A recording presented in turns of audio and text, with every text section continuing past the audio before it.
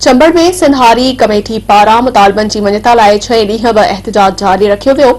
सिंधारी committee जे अॻवान अरबाब रस्तमाणी, हादी मंगड़ार, महबूब लुंड ऐं ॿियनि जी अॻवानी में एसी चंबड़ जे ऑफिस अॻियां 6 ॾींहं बि धरणो हणी नारेबाज़ी कई वई।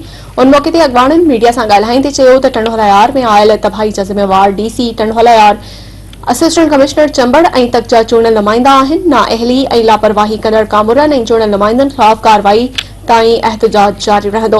हुननि चयो त पाणी वहकरनि जे कुदरती लंघन खे रोके सिंध खे ॿोड़ियो वियो आहे। पाणी हेठि आयल इलाइक़नि जा माण्हू महफ़ूज़ हंधनि जी तलाश में दरबदर थी विया आहिनि, पर इंतज़ामिया जा अमलदार उन्हनि जी बाहिर करण लाइ तयार न आहिनि। उन्हनि चयो त बरसात मुतासिर टेंट, मच्छरदानियूं ऐं खाद खुराक जो सामान न हुजण करे सख़्त तकलीफ़ुनि खे मुंहुं ॾेई रहिया आहिनि।